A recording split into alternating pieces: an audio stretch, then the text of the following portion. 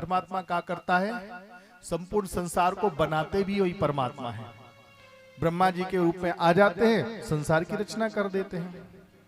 फिर विष्णु के रूप में आते हैं तो सबका पालन भी वही परमात्मा करते हैं।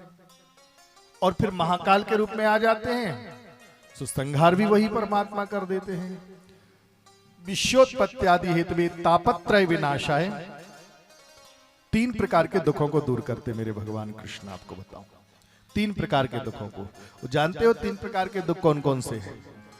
संसार में सुख कितने होते हैं? सुख होते हैं 7। ध्यान देना, 7 सुख होते हैं। कौन कौन से सुख होते हैं?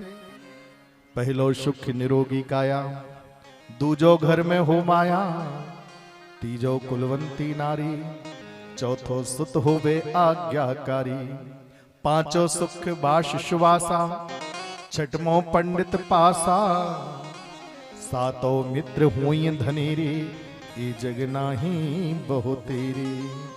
पहलो सुख निरोगी काया, ये 7 सुख हैं। और दुख कितने होते हैं? संसार में दुख होते हैं केवल 3, केवल 3। और 3 में से एक हमारे पास जरूर रहता है। जानते हो 3 दुख कौन कौन से होते हैं? और ध्यान देना, मैं बता देता हूं 3 दुख कौन से हैं। तो एक दुख हमारे पास जरूर होगा, आप खुद आवाज करना कि हमारे पास कौन सा दुख है। कोई तन दुखी, कोई मन दुखी, कोई धन बिन रहते उदास, थोड़े थोड़े सब दुखी, सुखी राम का दास। कोई तन से दुखी है, भगवान ने सब कुछ दिया तुमको, लेकिन स्वास्थ्य ही अच्छा नहीं रहता है।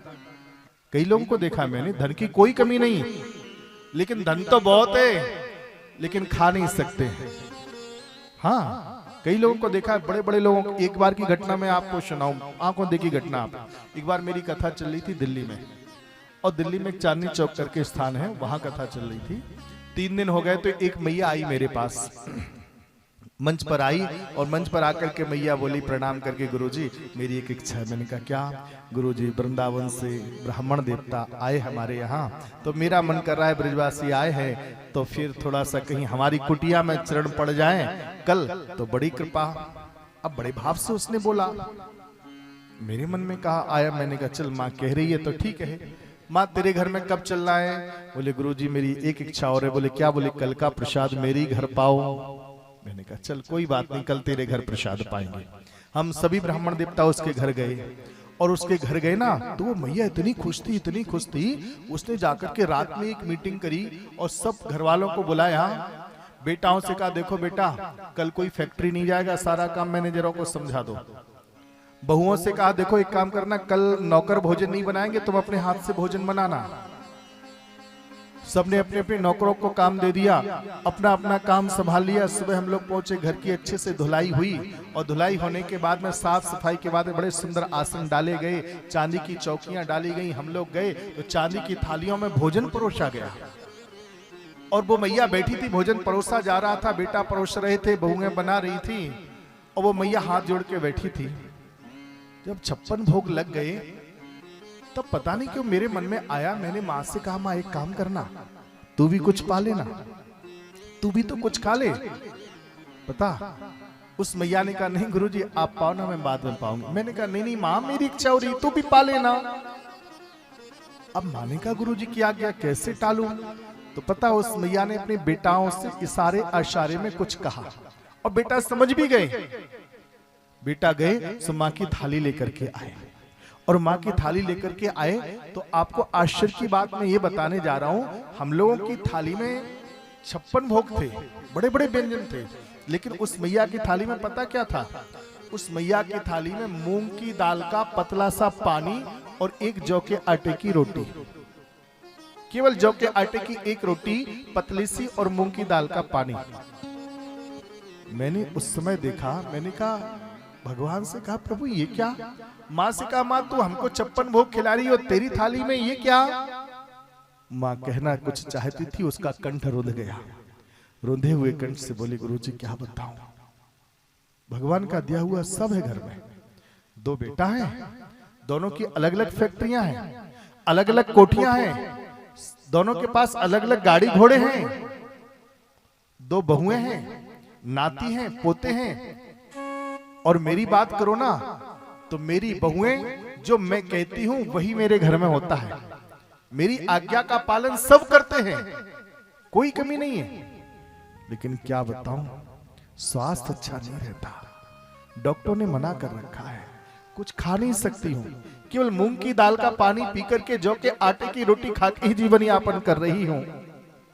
उस समय मुझे याद आया, मैंने कहा हे भगवान, तेरी भी क्या लीला है। जिसके लिए, जिसके घर में खाने वाला होता है ना, उसे खाने को नहीं देता।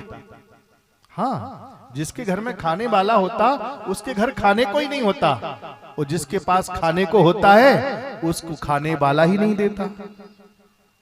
उसके घर खाने वाला ही नहीं होता, और जिसके घर खाने को भी होता है, खाने वाला भी होता है, उसको खाने का टाइम ही नहीं देता। तो क्या लीला है तेरी।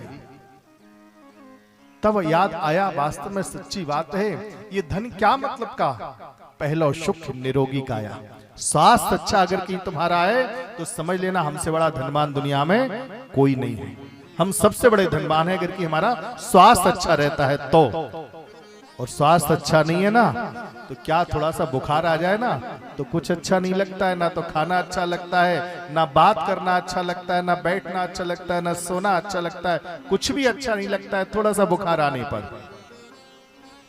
तो भगवान ने हमारे ऊपर बहुत बड़ी कृपा की कि हम स्वस्थ हैं।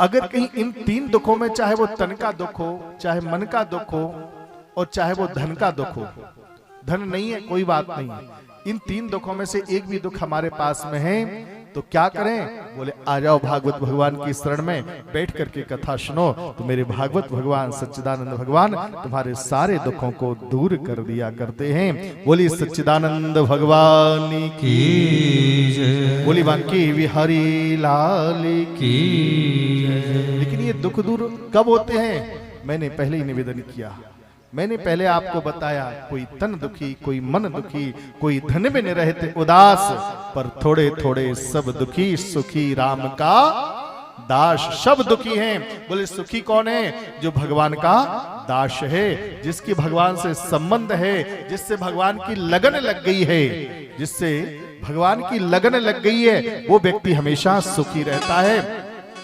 जिसकी परमात्मा से लगन नहीं लगी है ना, वो व्यक्ति कभी सुखी होता ही नहीं।